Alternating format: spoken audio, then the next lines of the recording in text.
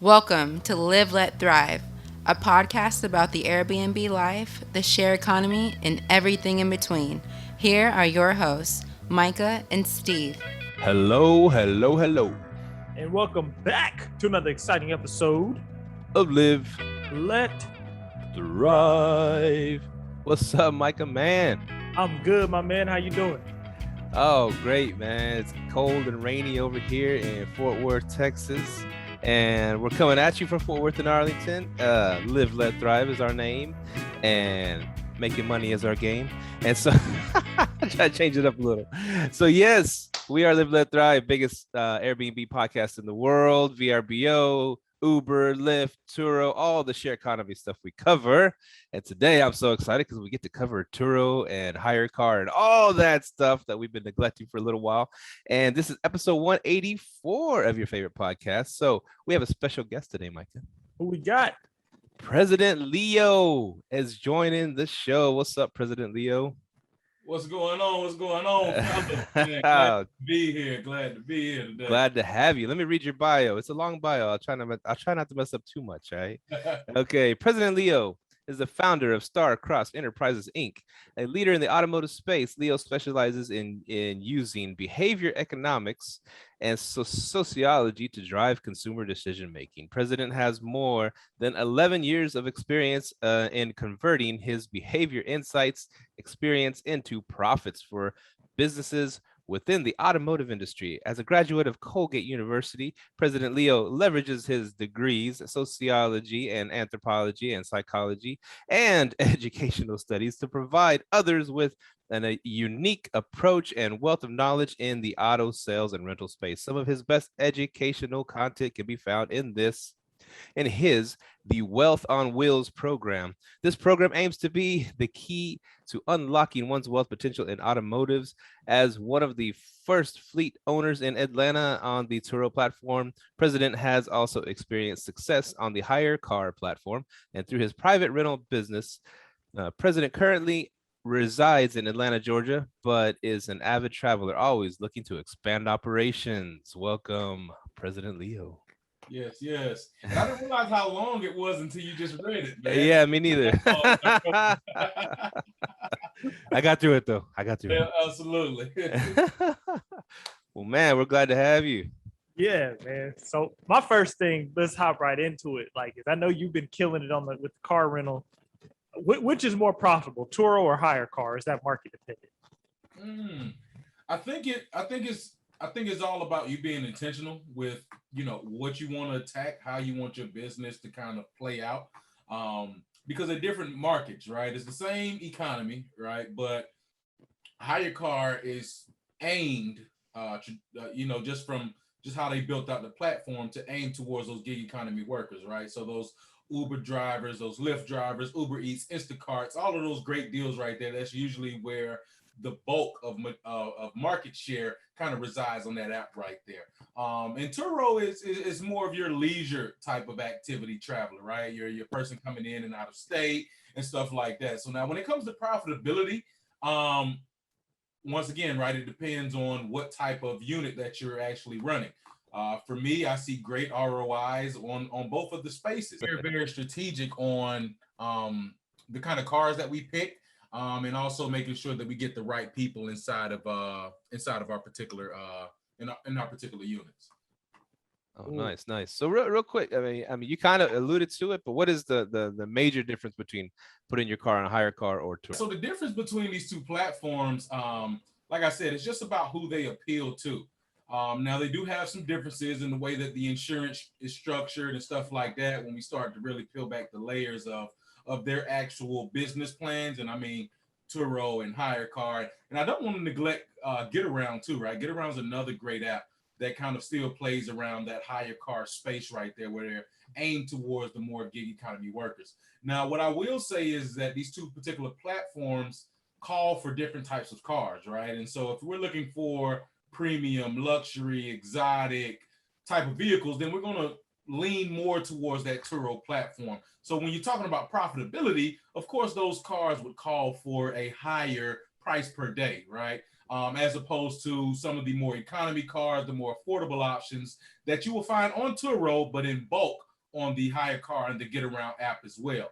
And once again, it's just about those three platforms actually being intentional about the type of people that they intend to serve.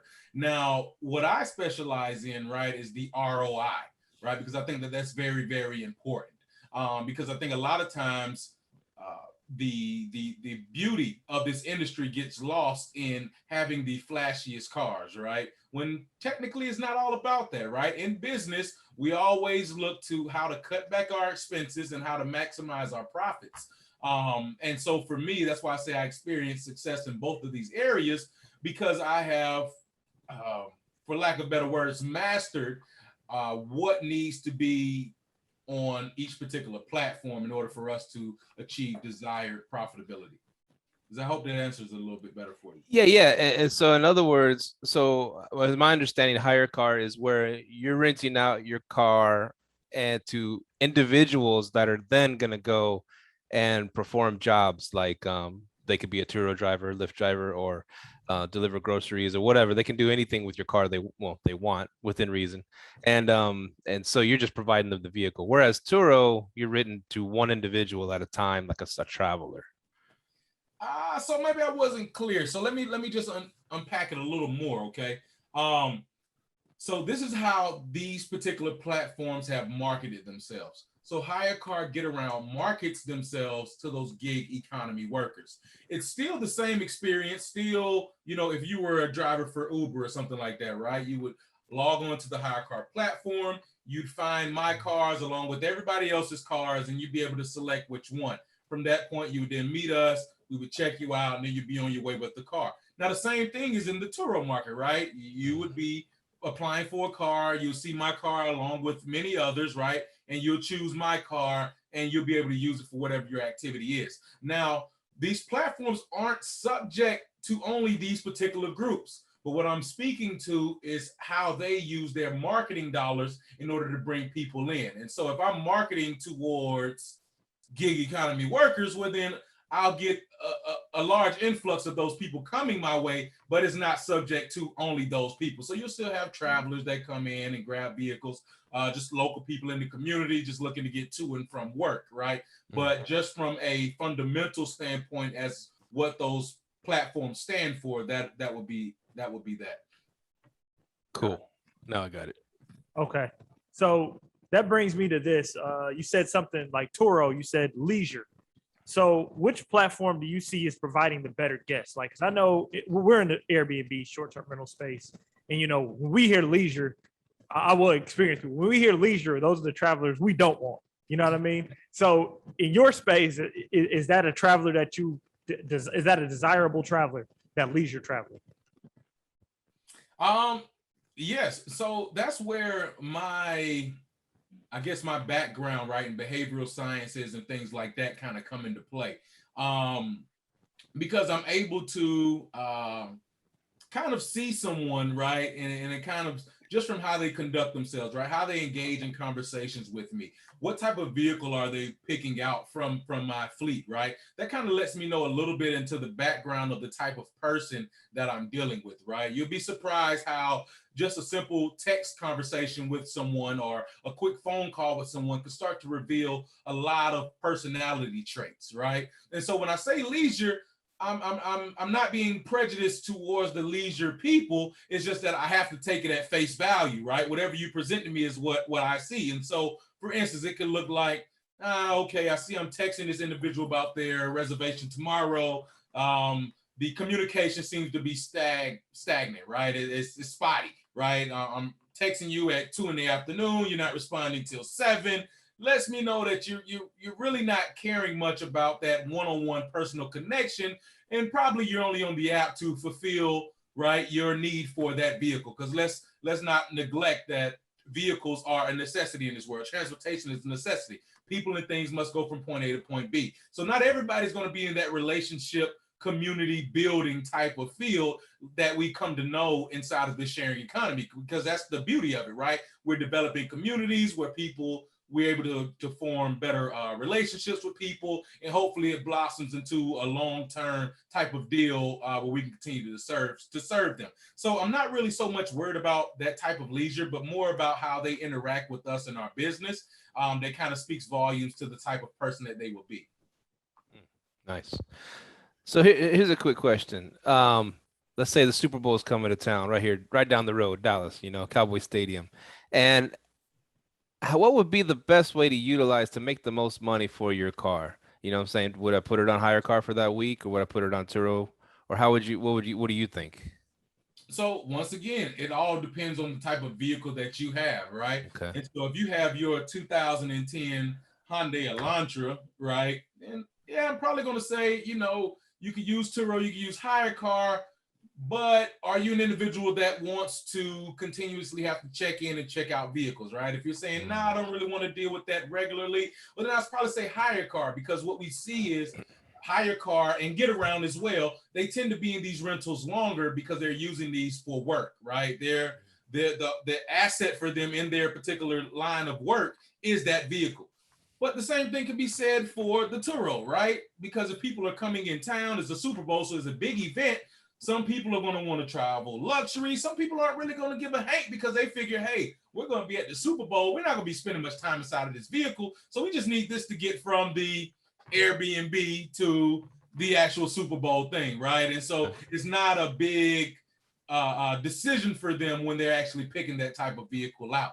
Now, what I will say is that typically when you rent out vehicles during those type of sporting events, if you have those consumers that are coming for that, then typically they will be done with that rental by the time that whole event kind of ceases, right? So we usually see that Super Bowl activity last for about a week, right? And so people are usually getting around that Tuesday, stay till Sunday, some Thursday, stay till Sunday. And so it's just all about you kind of understanding, where is who has more of the market share in your particular area, right? So HyreCar Get Around isn't big in certain markets. Turo is big in certain markets, and vice versa, right? And so you have to use your due diligence when seeing which platform suits you better, and then continue to build upon that by starting to, isolate what type of consumers that you want to actually be a part of your business.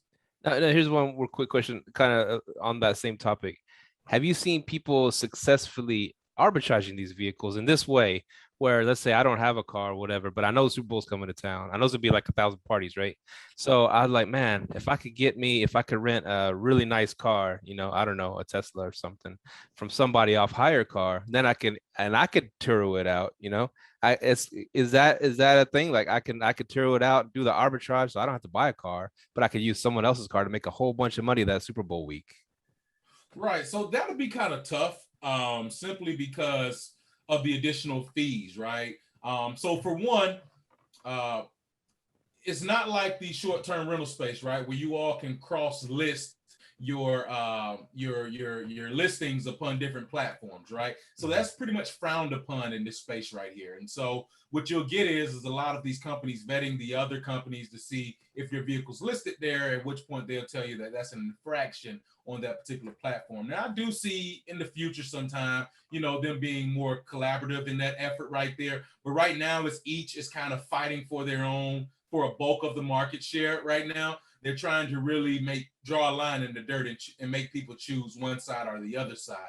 And so that model in what you're explaining is not sustainable in the fact that if you're renting a car for someone, right, you're going to have to pay the base fee. You're going to have to pay your booking fee. You're going to have to also pay your insurance fee, right? And so that's going to go pretty high. Now, when you turn around and try to re-rent it out, right, as a host of that particular vehicle, now you're going to have to give a portion of that to the platform. You're going to have to give a portion of that to the insurance. So it's kind of counter-working itself, and it's kind of counterproductive in that sense right there, because you're spending a premium to rent the car from another platform, but then you're having to assume a small cost as far as what you'll be receiving from each of those rentals as it goes out. Now, it'll be more beneficial and more impactful if you were to find people that have inventory that they're not using. which is quite common, right? And it could be as simple as driving for dollars, like what we talk about in the real estate world, right? Driving for dollars in your own neighborhood and picking out cars that look fairly nice, but may be covered in pollen or maybe covered in dust, right? It kind of lets you know that this person isn't driving this vehicle as often as they would like, right? You can put yourself in great situations to find these people. You could go to a dealership, right? Sit around this dealership and actually vet people that are coming in and out of this dealership about, what is the reason for them being there. Now, of course, there's creative ways to do that, which we can get into later, but finding those individuals and seeing if the car that they're servicing is in fact an extra car of theirs that they're just only bringing because it's free because it's under warranty, right? Finding those people, being able to speak to the pain points that are involved in the industry that one would have putting their car up or letting you use their car would then put you in a position where you could then leverage that vehicle in an arbitrage fashion by using their commodity in order to remarket at a higher price. So it sounds like there is really no hybrid model. It's like you have a car on Turo and a Turo on HyreCar. It's you one or the other. So it sounds like you definitely got to niche down on what type of vehicle you want on which platform. Which brings me to the question, like in the market, like let's just say Atlanta, which would be a more profitable? What's like a really good car to have on Turo, like on the Turo market? Oh man, so the market is ever changing, right? Tesla. And it's beautiful. And it's beautiful because what may be hot today may not be hot tomorrow, right? And so if we rewind, let's just say 2018, right? One of the highly sought after cars at that particular time was the Chevy Camaro. Then we move into 2019 and it shifts to the Corvette, right? Now the Corvettes are calling for premiums, right? Towards the end of 2019, now we see this big emergence of Teslas, right? These electric vehicles, but mainly Teslas and stuff like that. Now, it is important to kind of separate these vehicles into different classes. A lot of times, people who are not involved in the industry, they like to separate vehicles into three categories, basically. So you have your economy vehicles, you have your luxury vehicles, and you have your exotic vehicles, right? But in the industry, it is broken down into, 10 plus different categories, right? To where we would start with things like compact, mid-size, all the way up to getting up to our premium vehicles and above those when we start talking about luxury vehicles and stuff like that. I think to be successful in this industry, you really have to understand where the value is, where you will get more for that vehicle, right? Because this is a platform where people are basically purchasing with their eyes. Right? The same thing in the short-term rental world, right? That's why the pictures are so important in the short-term rental world, right? Because they may see something that catches their eyes and makes them want to do business with you. The same thing in the car world. It's something that catches their eye about that vehicle if they're looking for that particular outcome, to have a good-looking vehicle. But then you have some people that can give a hank about that whole deal right there, right? And they want something that's super efficient on gas. So, of course, they're not going to take the BMW.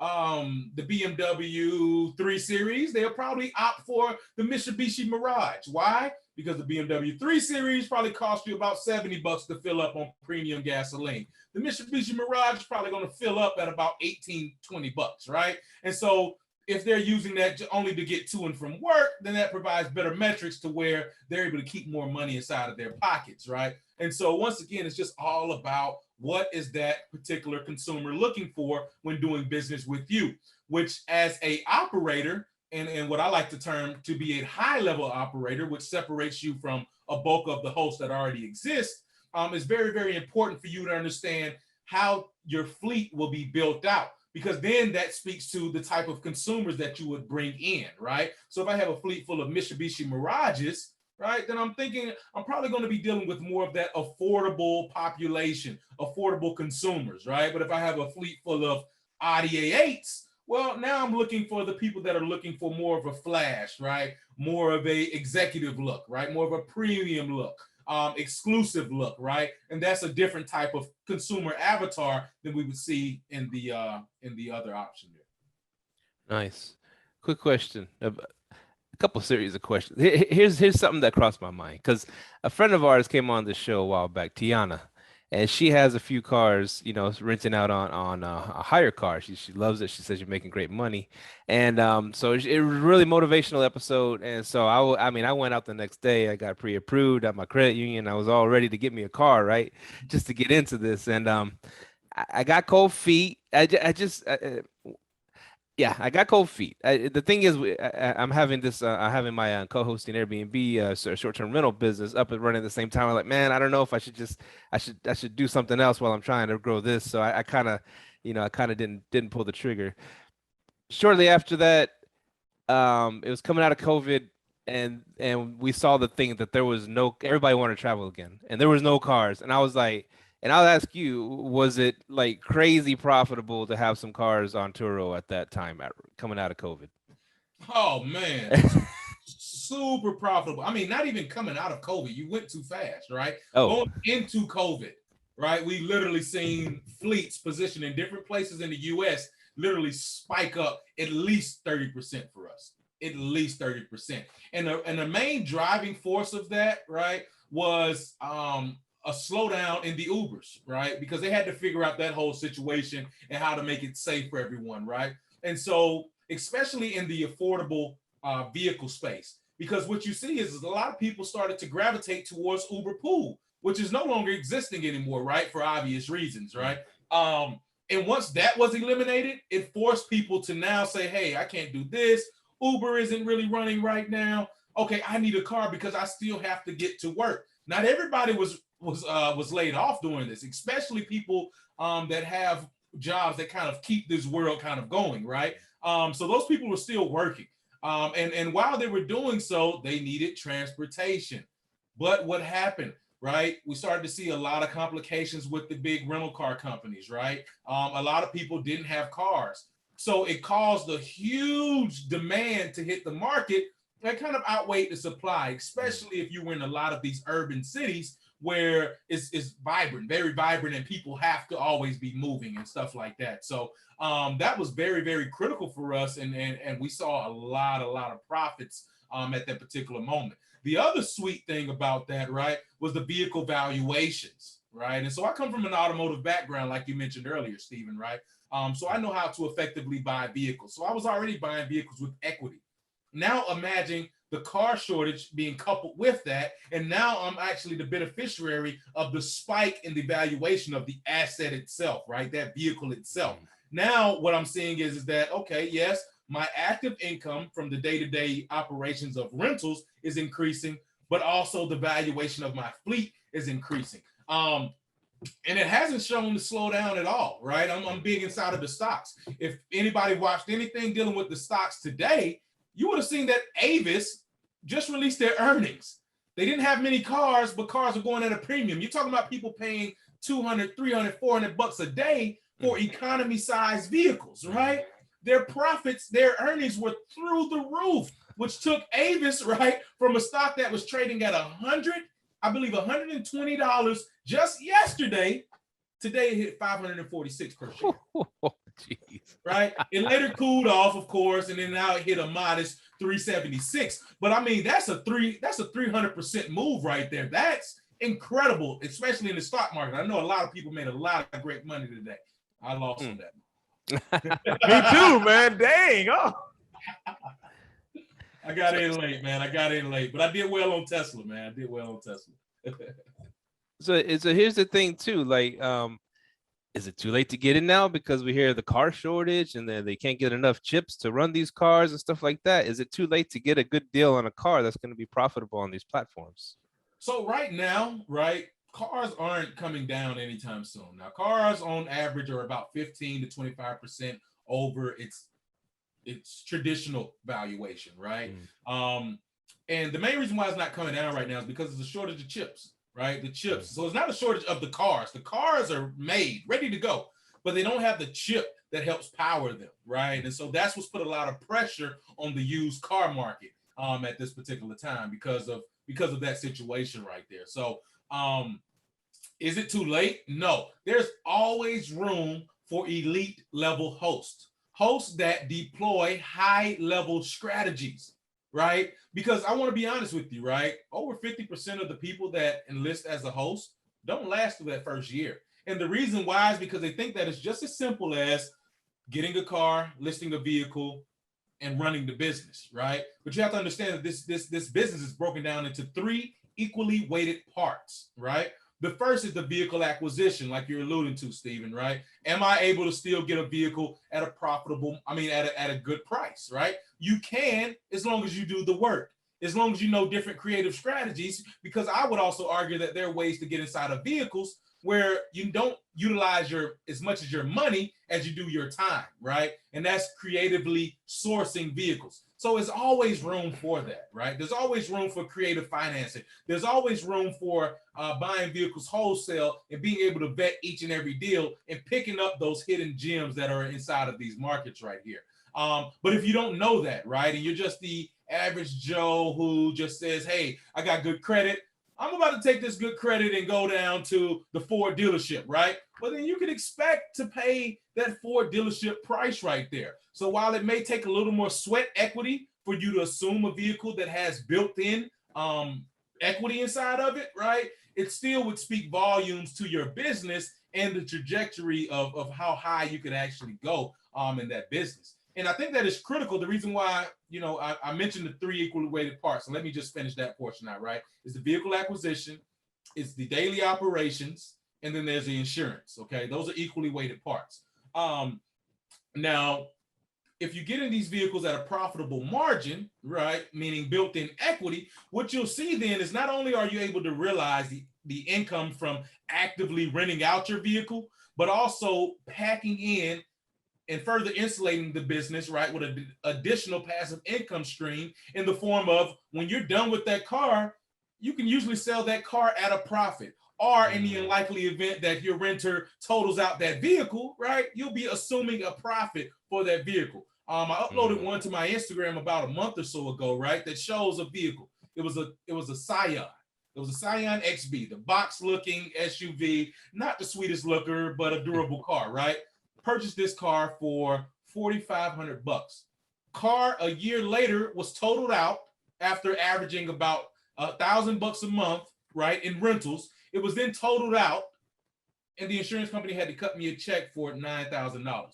So not only did I realize about $12,000 worth of active income, I also realized 100% profit from where I bought that vehicle at. And that speaks volumes to me being very, very strategic and my company being very strategic while acquiring these hard assets that help our business run. It's kind of like the say in real estate, you make money when you buy. Absolutely. Wow. It is real estate. It's real estate on wheels. It's mobile real estate. I mean, I don't know. Think of all of these cars as small, tiny houses, tiny homes, right? Small, tiny homes just kind of floating around. The only beautiful part about this is that for real estate, they're not making any more land, which is a good and a bad thing. But with cars, they're making cars each and every day, right? And when this returns to normal conditions, you'll see more and more cars start to hit the market and stuff like that. So I think it's very, very important to kind of note that as well, because it shows you that there is plenty of upside in this business right here. And I want to drop this one last gem, right? The CEO of Turo actually said that the reason why these conditions are so perfect, and I had to do the research to confirm all of these things, is that now what you're seeing is that younger individuals, right? Each and every day someone gets their driver's license, right? But what's changing amongst these younger individuals, let's just say from 18 to 21, right, is that yes, they're getting their licenses, but they're not valuing car ownership like I did when I was growing up, right? For me, it was a rites of passage. I couldn't wait to turn 16 so I get my permit, knowing that a year later I can go and get my license, right? Now, they'd rather just catch an Uber. They'd rather just carpool one another and split the bill, right? It's $20. It's 4 of us. We all pay $5. Everybody's happy, right? We didn't even have to drive, right? And so what you're seeing is that there's still situations where the car is necessary.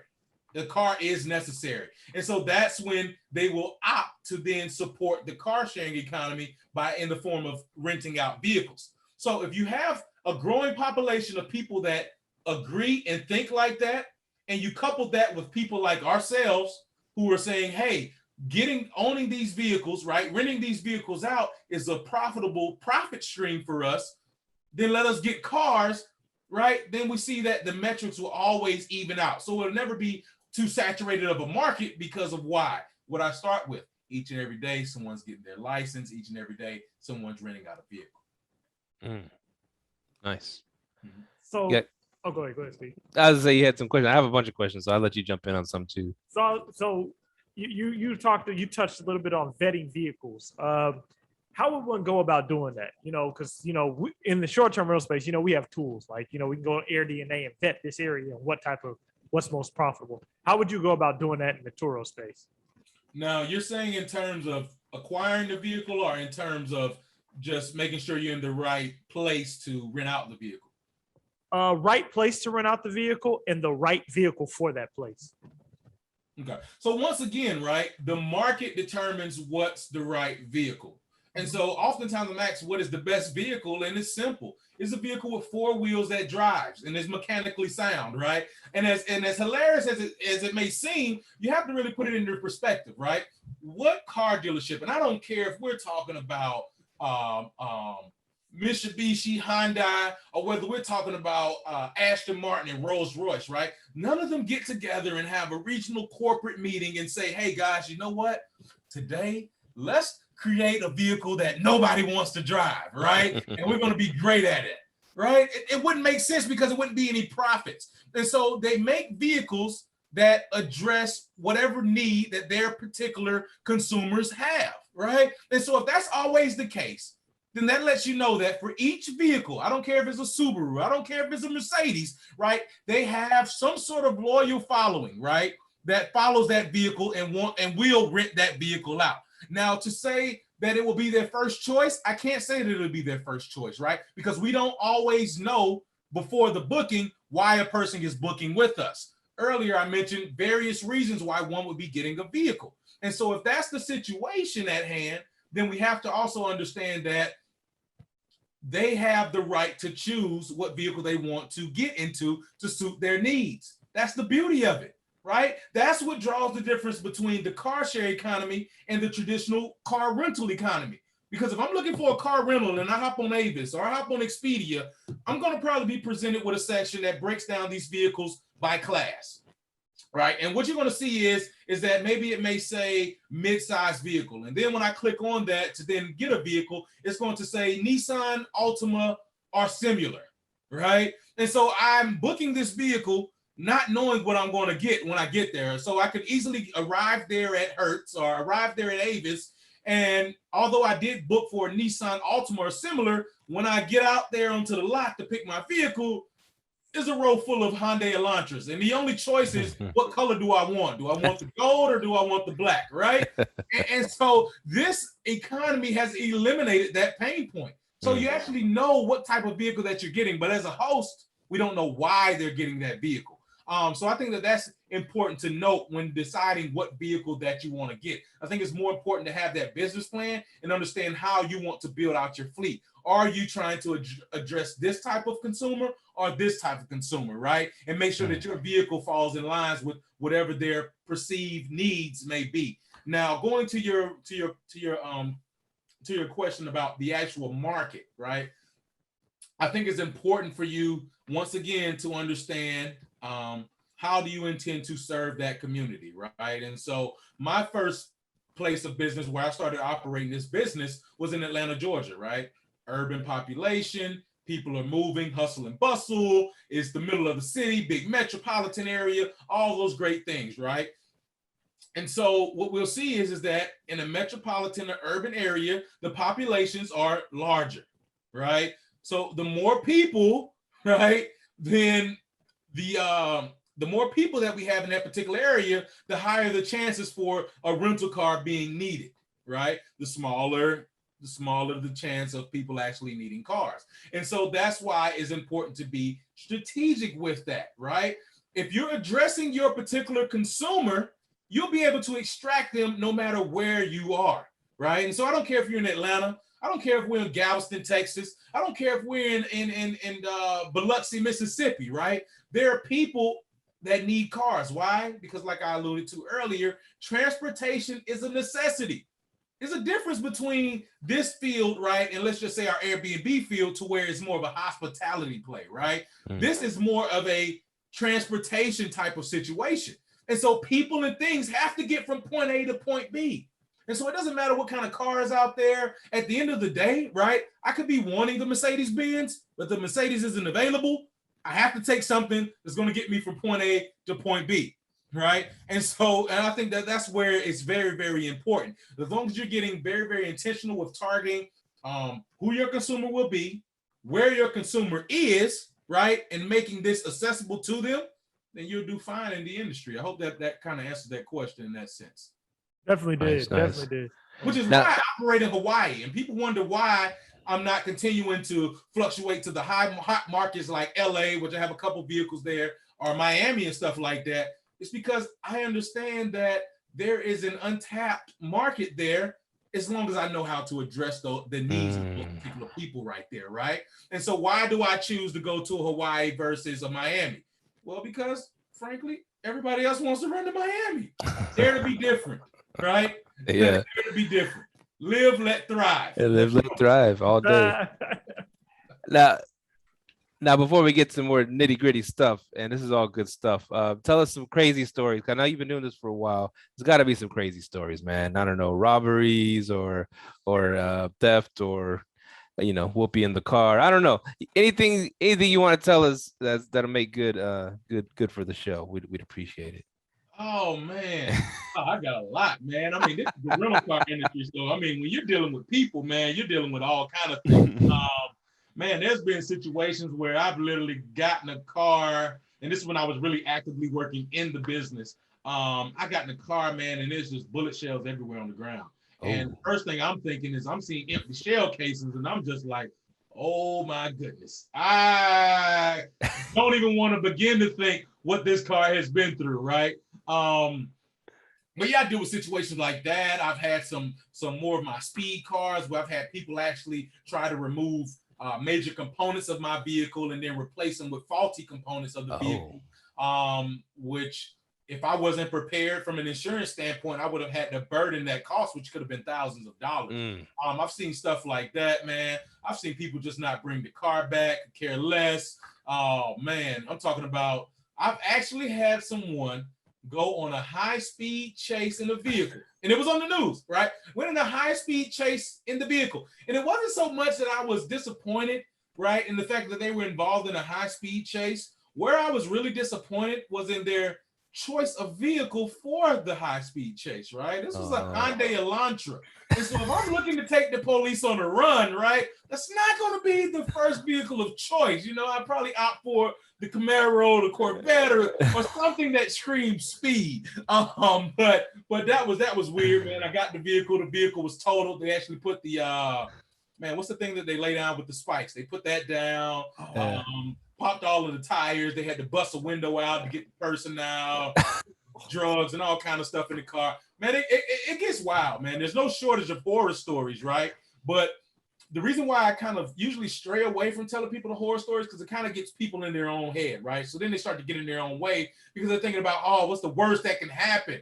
And I'm like, the same thing that can happen each and every day that we leave our houses, right? We could literally be taking a step down outside of our houses and trip, right? And break our ankles, right? And we got to have this massive surgery behind it. I mean, those are very well outcomes that could potentially happen. But the idea is that we know that we can't stay in the house forever, right? We have to get off the porch. We have to go out here because it's a big world outside and we have to make our impact on that. And so the same thing is in this space. And so what I always stray away from is never preaching fear, introducing you to what could happen, but showing you, right, and teaching you and coaching you on the ways to basically minimize any kind of potential loss that you could have assumed in those particular situations. If we spend more time on the solutions and less time on the problems, then we'll definitely continue to build this community strongly. So what is let's say we're heavy on the Airbnb field, short-term rental field, right? What do we need to change about our mindset as an Airbnb host or short-term rental hosts that would say, oh, I'm going to get a car. I'm going to do this. I'm going to run the business the same way I run my Airbnb. What mindset? How do we need to change our mindset from going to renting a property to actual car? I would say what I see in the Airbnb space is that people are very, it seems, picky when they're trying to select where they want to operate this business out of, right? I don't think you have to be as picky in this particular space. I think you just have to be intentional. And I think the same thing for Airbnb, right? But I think people just get picky because they think about how hard is it for me to manage, a house versus an apartment, things like that, right? Traditionally, cars are only but so big, and so you can kind of facilitate that. I think making that shift is to spend less time also thinking of how can I make this a value add to my short-term rental business, and kind of letting that business have an identity of its own, right? But also noting that I can tell my regular consumers about this business that I've generated in case it appeals to them, right? So it's kind of a supplemental type of deal right there. I think where you don't want to get caught up is trying to pair it one-on-one with a short-term rental, right? Because then you start to affect your earnings, right? You'll have someone, maybe they book for 30 days, but they only need a car for 2 weeks, right? Or maybe they booking over the weekend, and so now you're subjecting that car only being rented out over the weekend when there could potentially be bookings that could come in for the whole week or 2 weeks and things like that, right? So understanding that these are two different businesses, and while the operations can draw a lot of similarities, right? Being the way that we want to draw out our business plan, we'll have some different components to it. I hope that makes sense. I mean, that definitely makes sense. It sounds like, to me, when you were saying that, selecting, where you want to do business, and of course us would be like, oh, downtown Dallas, downtown Fort Worth, that's where it's happening. And but with renting out your car, it could work anywhere. It don't have to be in the biggest, metropolitan city. You can rent it out anywhere and make some money. It just depends on your strategy. Absolutely, because keeping in mind, once again, right, transportation is a necessity, right? It's not an option. It's not an alternative. We have to transport everything, right? The mics, the hats behind you, right? Everything got here on wheels, right? That's how our world moves, and that won't be changing anytime soon. And as long as that remains the situation, I always see, literally, I'm in Atlanta, right? But I see people come from, an hour out, 30 minutes out, right? Because of what? I probably have a great deal on this car. Maybe I'm one of the few vehicles that are available at this particular moment that they can just get inside within the hour. Things like that are all motivating factors for consumers to make sure that they get to wherever my place of business is. And so I think that as long as I'm just being intentional within my business and how I build out my fleet and who I want to attract with that fleet, then I'll be doing well in that space right there, because I don't have to deliver those cars to their door. I don't have to be in their immediate vicinity like what you would usually probably see in the short-term rental space, where people want to be relatively close to whatever they're engaging in, whatever activity and wherever that's located, in my opinion.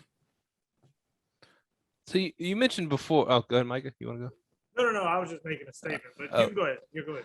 Yeah. You mentioned before, like over 50% of people who try this the first year, they quit doing it. And that's a big number. That's yeah. Mm-hmm. And so I was gonna ask, what are some of the biggest mistakes that newbies make when they start trying to do this business? So it goes back down to the three components that I told you earlier that makes up this business, right? And I said that they're equally weighted, because a full understanding of those three components is what makes you an elite level host. There's plenty of room for elite level hosts, high level strategy operators, right? There's a lot of room for those, but you have to have a great understanding of what? Vehicle acquisitions, daily operations, and the insurance, because that's where people fail. You'll either get inside of the car, right? And there's no equity. You're already underwater inside of that vehicle, right? Then you have a depreciating asset that's depreciating rapidly if you don't know what type of vehicle to buy, what class, what years to buy, right?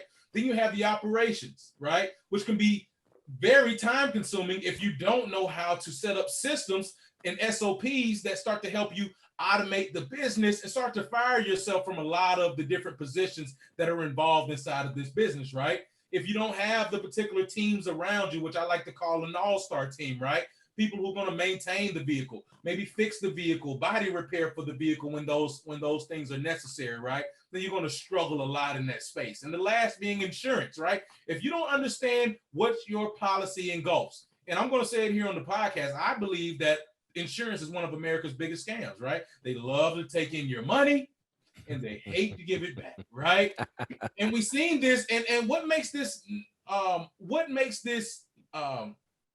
any more relevant than what we've seen during the COVID period, right?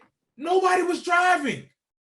But I guarantee you, Stephen, you were paying your insurance bill for your cars. Micah, you were paying your insurance bill for your cars, as well as myself, right? But people were going nowhere. You know, just speaking for majority people, we're going nowhere, right? And then you see this commercial after they've embezzled this money for about 7 months, and then they say, you know, some of the more prized insurance companies say, hey, we're going to give you something back. And they give you what, $100? You know what I mean? Almost $1,000 over the duration of that time, depending on what your policy looks like. So you have to have an understanding of what your policy is and what are the terms and conditions of that policy, so that then you know how to leverage that policy to your benefit, right? Because I believe that in the insurance world, right, you're either going to be the victor or the victim. There's only two people. The victor and the victim. There's nobody neutral in insurance, right? Because if you're neutral, then you don't need them. They don't need you at that particular time, right? And so I specialize in making sure that I unveil how you can always be the victor, how you can always leverage insurance. Because there's a lot of things that people even pay for that they don't know that's involved, that's already packed inside of their insurance policy. So bringing those things to light so you're not stealing from your bottom line each and every time a situation occurs is a big thing, is a big value add to that business right there. So if you're understanding how to leverage each three of those situations right there, then you'll be doing pretty well, and you'll see a lot of success in this area. Because one of the things that I hear a lot, people are so quick to say that they are successful in this business and they're profitable in this business, right? It's not about how much money you make, it's about how much money you keep. Okay. And so if I'm making $2,000 a month on this Chevy Corvette, right, but my bill is $1,000 and my insurance is another $400 or $500, I'm only seeing $500, right? It's not being profitable in my book.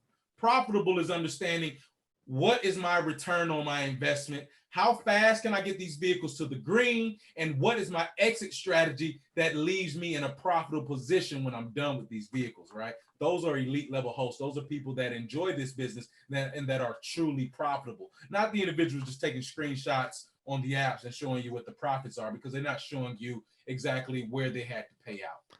So they're fake flexing. Oh man, it's and it reminds me of this business I had, right? I have a tire shop, right? In which it kind of insulates my business even more, which is why I have it. But I remember I got into tire recycling. In my first year, literally, I was 21. I made $300,000. For a guy like me, that was extreme amounts of money. But when I did the numbers, I only took home about 15 grand. Oh my gosh. Money go, right? And so while it looks good showing you my numbers, right, it doesn't look so good when we peel back the layers of that and you see what I actually took home, man. That's crazy, man. I guess. Well, see, that's what prevented me from wanting to get into it. I mean, it sounded exciting and everything, but I was like, man, logistically, I'm gonna have to go, drop off this car. I'm gonna have to go pick up this car. I'm gonna have to go take it to the car wash. I'm gonna have to clean it inside it, or have them clean it inside and out, and then have it ready for the next person. Someone new starting off, I guess they don't have their team yet to do all that stuff for them. So how does that work? You did all that hustling yourself at first, and then how did you form a team? Because I got smarter and I realized that I needed to work smarter and not harder. And I also realized that some of those things that you just named that you have to do them because you're choosing to do them, right? So things like picking up and dropping off a vehicle, right? I'm not doing that. My business is not doing that, right? And it took me a while to get to that point because I was thinking, hey, I do the delivery. Delivery gives me money. But then I realized that there was something that was a tad bit more important than money. And it was time, right? And the time that it took me to do these activities. And so you know what I did? I said, you know what? scrap the whole delivery and the whole pickup deal. Why? Because it doesn't amount for that time. And I tell you, when I had this revelation, and I tell people this all the time. One day I had a renter at the airport, and the airport's roughly 20 minutes from my downtown Atlanta location, right? Not much time. And at the time, I think it was about $125 for the delivery fee. Of course, they know it's about $100 for the delivery fee, and they take their particular portion out of that, which probably left me at the particular time about $60. So $60 is okay for 40 minutes of my time, in theory. 40 minutes of my time being 20 minutes it takes me to get the car there, 20 minutes for me to bring the car back, right? And let's just throw in another 20 minutes for the sake of my engagement with that particular consumer, right?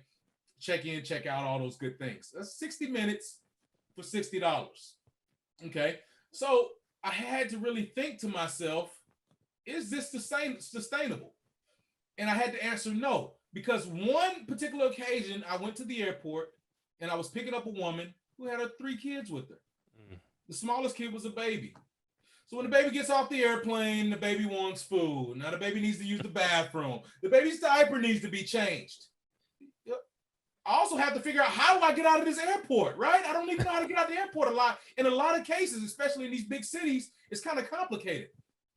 So what am I doing during the duration of this?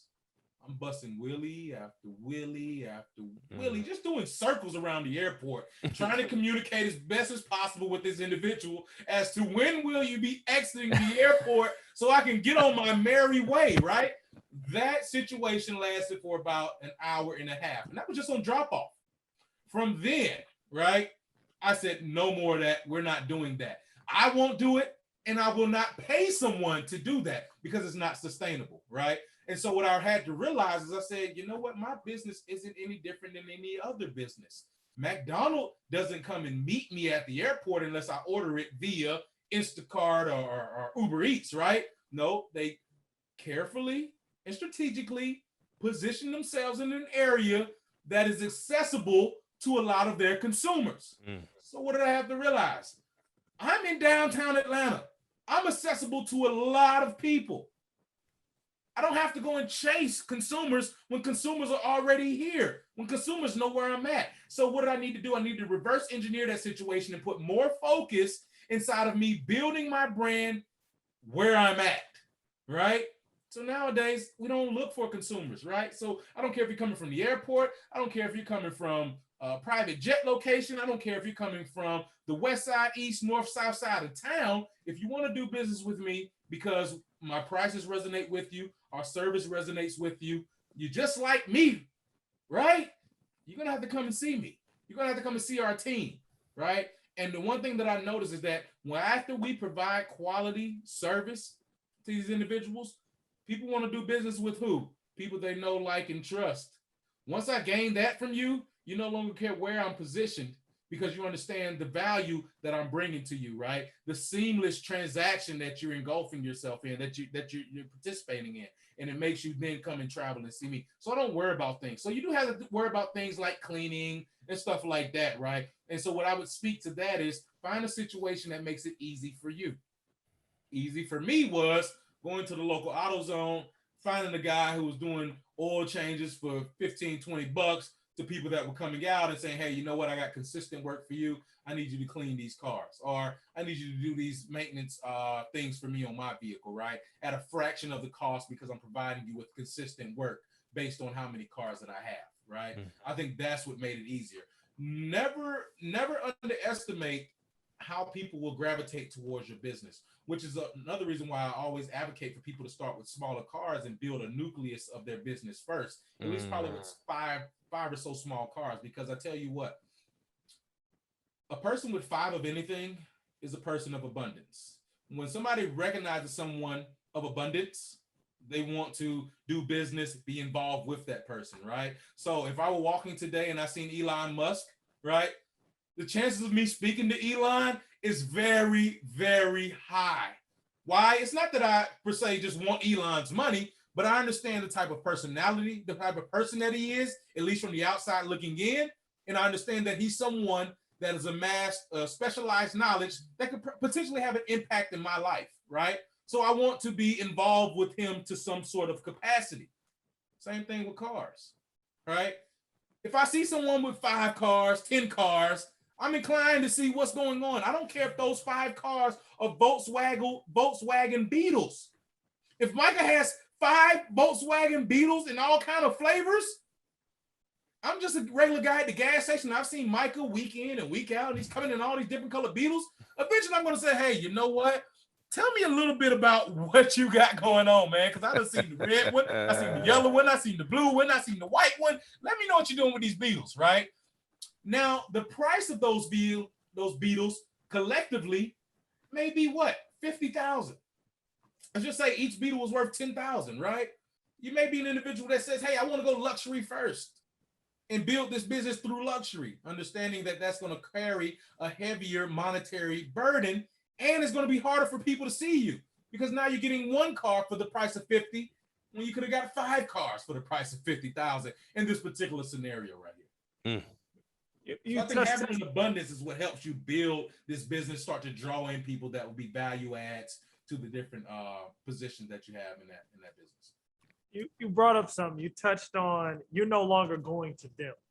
And I'm gonna tell you my stint. I was about to hop in, and now I'm really about to hop in. Now you just really touched on something. So my neighbor owns a car lot. He owns his car lot, but during COVID, it kind of slowed down. So I had talked to him. I pitched to him. I'm like, hey, have you ever heard of Turo? He was like, a little bit. And I'm like, hey, man, you got all these empty spots out here.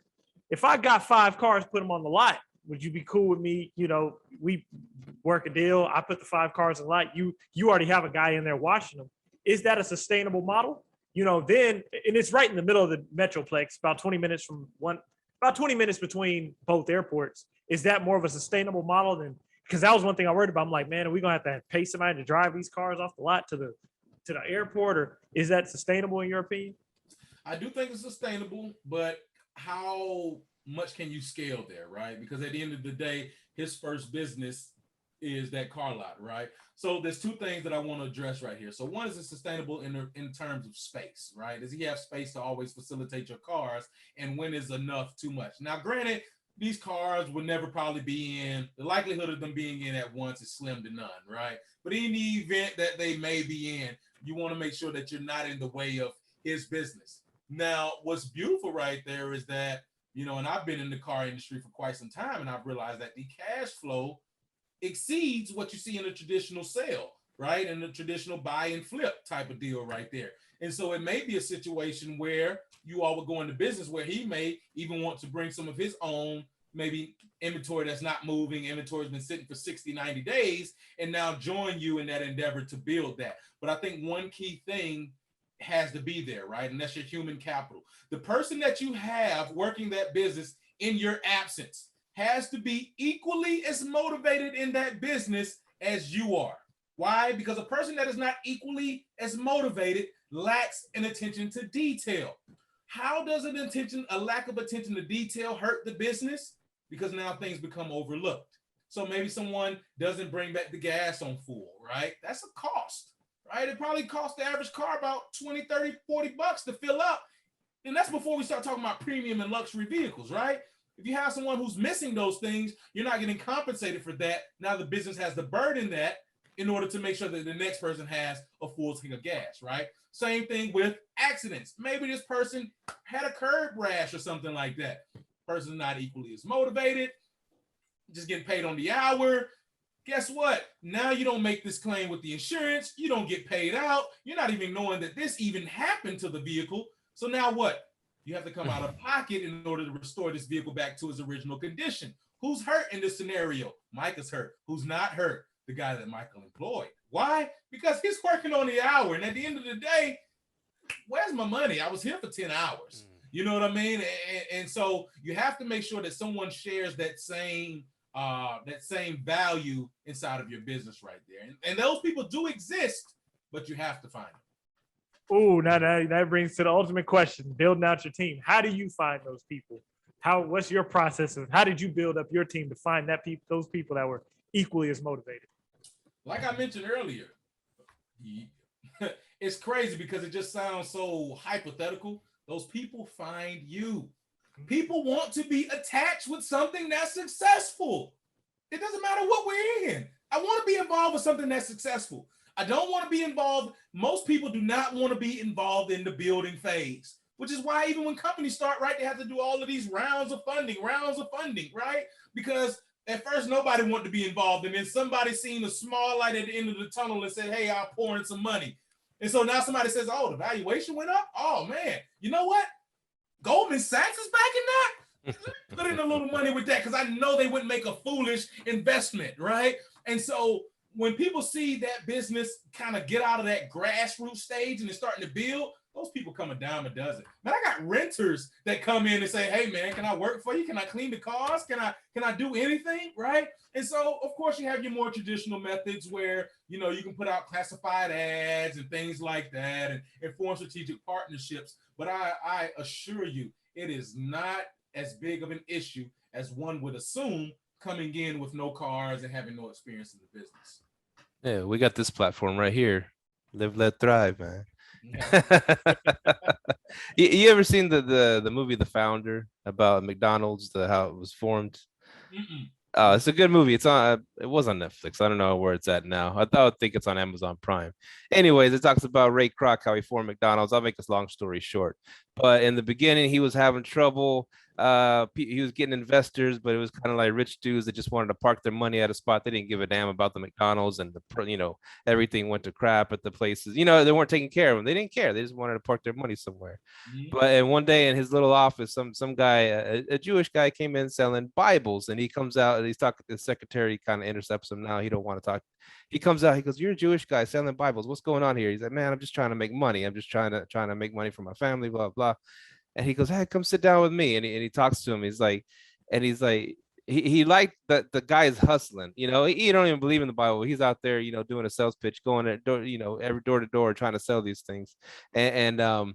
And he respected that. He's like, "How would you like to have your own McDonald's?" And the dude's like, freaking out. He goes in there, him and his wife sign for one. They get their own, and they take care of that thing like it's their baby, right? He's an entrepreneur spirit, and they're there, all the way. The wife's out there helping the customers out, handing out free stuff. And I just like that. Hey, you said you got to find someone passionate about as your business as you are, right?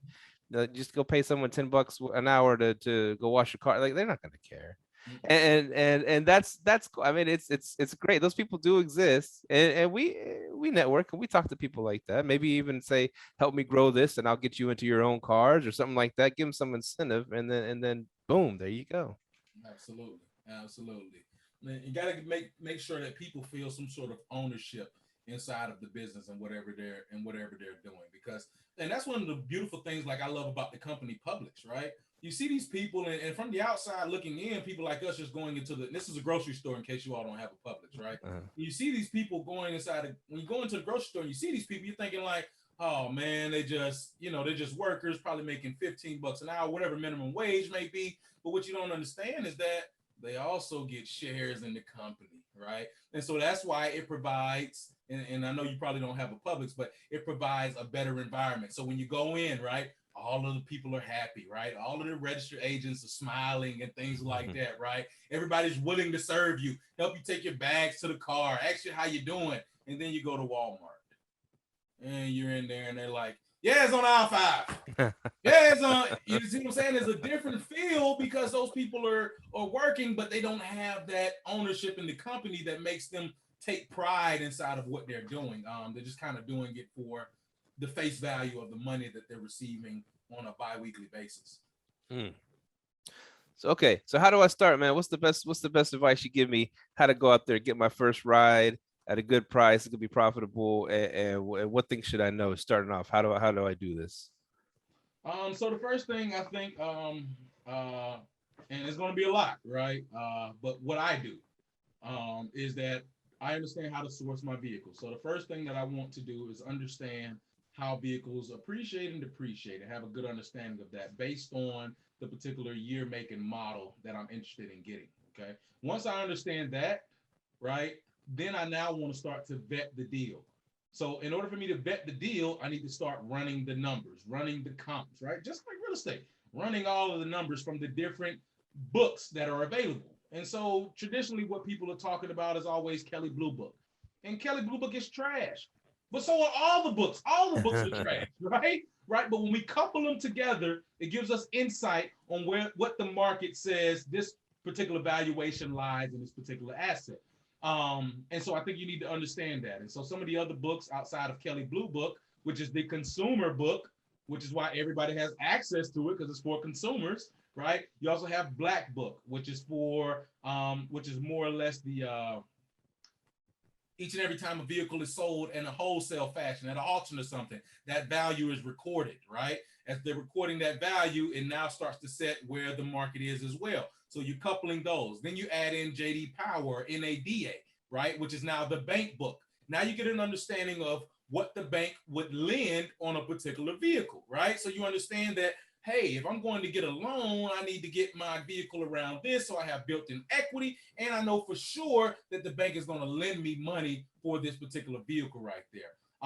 Once you finish running the deal, you also want to do things like Carfax and Auto Check, which start to give you a history breakdown of the vehicle. Now you get some real insight, right? It has one person on this vehicle, or it has 15 people on this vehicle, right? In the business that you're doing, you need more gently used vehicles if you're going to use car route, right?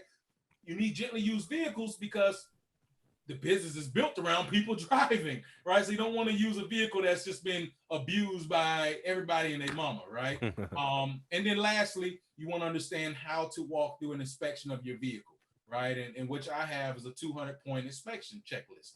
And we go through each and every component because what you may not use in the vehicle, right? Just because you don't adjust your rear view mirror doesn't mean everybody else that you do business with is not going to adjust their rear view mirror. So you want to make sure that each and every component of that vehicle is in operable condition and is ready to be rented out. Of course, you don't do that anymore. You have someone that does that for you, right? Absolutely. There's times that I get out there and do it because I actually have joy in buying and selling vehicles from a wholesale capacity. So that's pretty cool. Now, one thing that I will say is that I do advise, and I don't work for Turo at all. I don't have a dog in the fight, but I do advise someone starting out to start out with Turo. And the reason why is just more of a turnkey platform. You know, the other platforms are great for what they're worth, but if you're really trying to learn, you're going at it with no coach, no kind of mentor or anything like that. You just, you got inspired. You probably attended. You probably alma mater at YouTube University or something like that. definitely want to make sure that that experience is as seamless as possible for you, because the last thing that you can afford to do when first starting out is be losing money, right? Or be doing things wrong that cost you money, because then what does that do? That now takes away your enthusiasm, which now leads you to a lack of attention when it comes to detail, which is a recipe for disaster inside of your business. So I would advocate for Turo just because I love the metrics of them.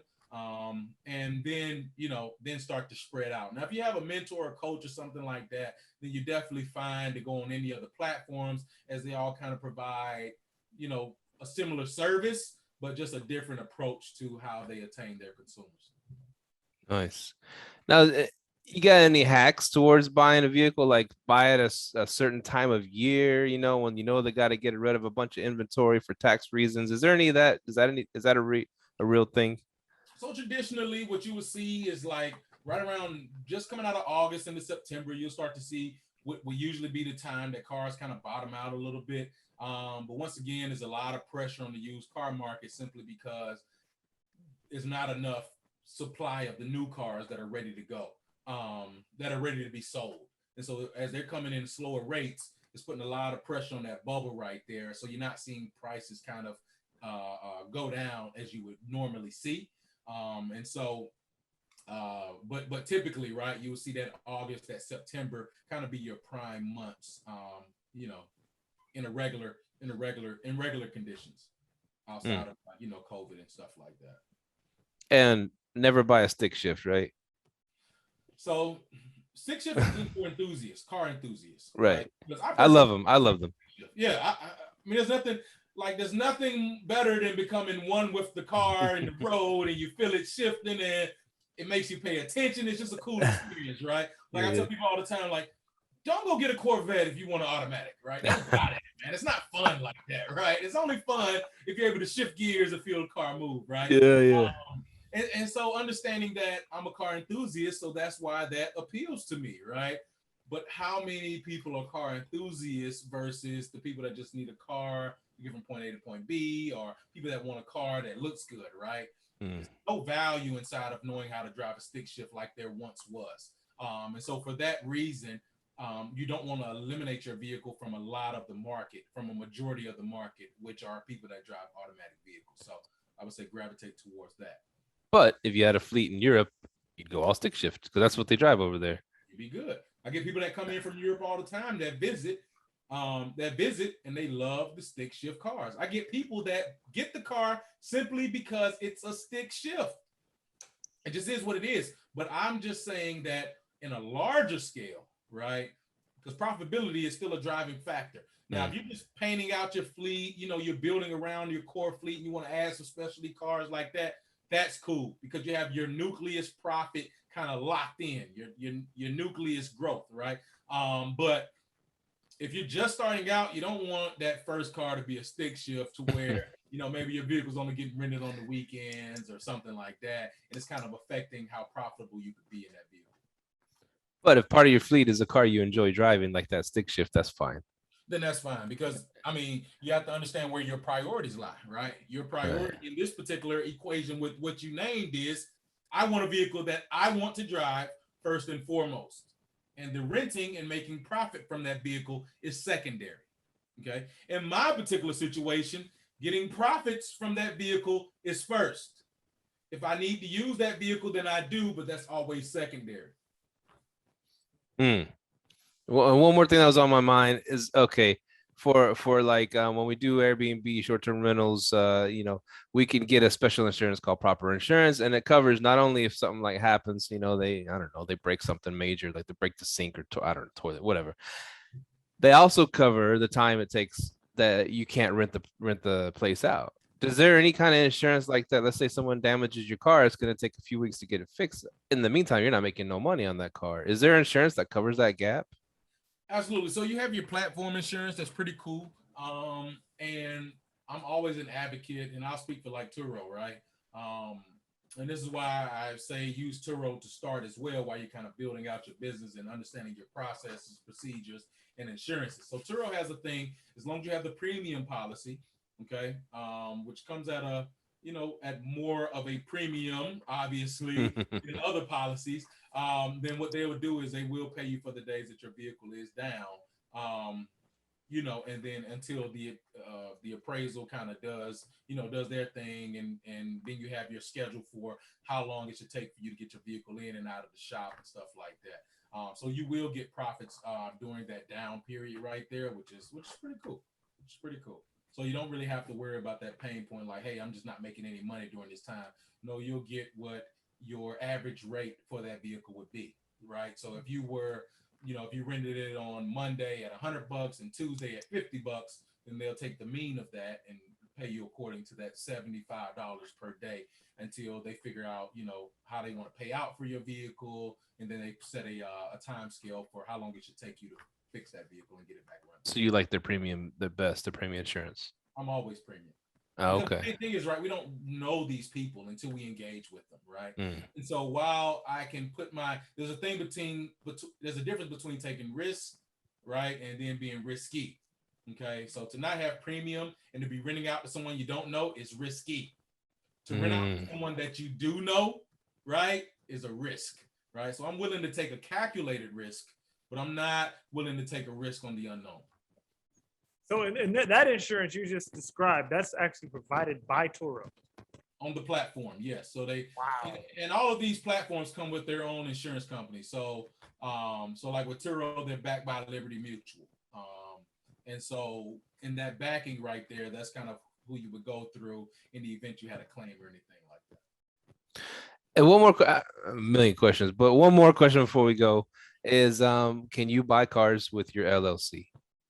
Absolutely.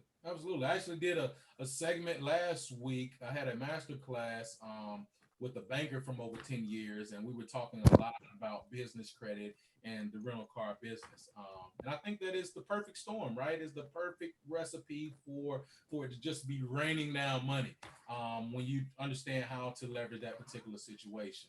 You do need some experience and stuff like that, and knowing how to structure that whole deal. Because I like to do it strategically, place my assets here, place the business here, and do business with certain banks that favor the type of business that you're doing. And so it's important to kind of see those things, but no, the LLC route is great. Plus the fact that, you can get cars with business credit and those great things like that. But just understand that when you do structure your assets like that, when the check is cut, let's just say in the event of a total loss or anything like that, that check would then be cut to whoever is on the title. And so if it's your company that's on the title, then that's who the check would be cut to, and vice versa. So make sure that you have access and, have the proper banking structure set up and stuff like that, so that wouldn't be a pain point for you. Man, this has been a great episode. We appreciate you hopping on. How can folks find out more about this? How can we learn? Where can I go to find out more and learn more? For sure. So you can go to presidentleo.com, right? presidentleo.com. There's quite a few offerings there, but if you click the selection in the top left, which is the Wealth on Wheels Performance Plan, is a platform that kind of walks you through those different equally weighted pieces of the business that I mentioned earlier, right? Vehicle acquisition, daily operations, and insurance. And it's a real high level type of deal right there, because we really peel back the layers of this whole business and show you how to be extremely profitable according to the numbers, not according to a screenshot, right? According to the numbers and how much you're able to keep. So you can be a part of the Wealth on Wheels family. Would love to have you. The Wealth on Wheels. Wow. WOW. You can't that, so that's a pretty cool deal right there. Outside of that, though, President Leo on the social media as well. So Instagram or Clubhouse. And actually on Clubhouse each and every Friday at 4:15 Eastern Standard Time, you'll actually hear me where you can get in, you can ask some questions, engage with me as well on the normal conditions. I usually be there. All right, man. Thank you for coming on, man. You dropped a whole lot of gems, man. I took a whole page of notes. Just really looking at the differences between Turo and Airbnb. And I do like one thing I will say, Turo is more favorable as far as the insurance goes, because Airbnb ain't paying nobody for no gap in reservations. So that's definitely a plus. But yeah, definitely thank you for coming on, man. And also thank you for wearing my family shirt, the Delta Dirt Distillery, the other day. I didn't know you was connected with them, so definitely thank you for that as well. Yeah, that's my people, man. I actually went down to the spot, man, checked it out. It was a great deal, man. Man, that was just, to see business like that, especially from the melanated community and just the whole setup, man. It was pretty cool, man. I even got me a mule out there. I got me a mule out there from shouts out to Tahara, man. She whipped me up one real quick. Me and her go way back, man. Got a chance to meet, a brother and all them, man. So it was a great deal. Just kind of being out there and kicking it with them. So that's cool, man. How did you end up in Arkansas? Oh man, I actually went to college with Tahara. And so we went to Colgate for a couple of years. She transferred and went to another school. And man, social media now keeps us all engaged. They say that, our college buddies are the ones that we really forge those lifelong connections with. So hit her up, told her I want to hit the casino. She's like, oh, we can go to Tunica. And I was like, cool, let's do it. So it was cool to see her after so many years. And I'm always a supporter of what my people are doing, people that I know and stuff. So it was a priority that she had to take me to the Delta Dirt Distillery, man. And it was super cool, man. I even had the t-shirt, got to play on the piano. Hey, man, it is a great deal. They're doing something special out there. Thank you, my man. Thank you, man. For sure. All right. It's a great show. Thanks for hopping on. For sure, man. Thank y'all for having me, man. It's been a pleasure. And I hope each and every person tuning in experiences an abundance of prosperity in whatever they are doing, man. And whatever business, just continue to be intentional and high level with the execution, man. I think everybody experienced success, man. So, and I appreciate the opportunity to pour into the community. And until next time, fellas. Till next time, my man. Thank you. Peace. Man, dude, that was a really good ep. A lot of good things I took from that. one thing I did notice about the Turo space, which makes it a lot better. I said one thing that makes it a lot better than Airbnb is you can't arbitrage. And I'm gonna say why I think that's better. It's because you know how now have to figure out how to get equity. With Airbnb, you can arbitrage, and like a lot of these arbitragers, they don't even really understand real estate. In the Turo space, you have to understand the car business. That's one thing I noticed. I've been taking a whole bunch of notes, and I was just writing down what's similar, what's different. But other than that, they're pretty alike. That's the only big difference I noticed. You can't arbitrage. And that was the biggest takeaway too. Was is that's when you make your money. It's kind of similar to real estate is when you buy. And so I was thinking, I just get a loan through my bank, go pick out a pretty car I like, and then let's do this. And I was like, no, not really. You got to look at, like you said, he does his homework. He does a 200-point exam, looks at all the books on the car, and looks how much it's going to depreciate. You don't want a car that's going to depreciate like 30% as soon as you drive off the lot. That's not good for business either. And the exit strategy, that's just as important as the entrance strategy.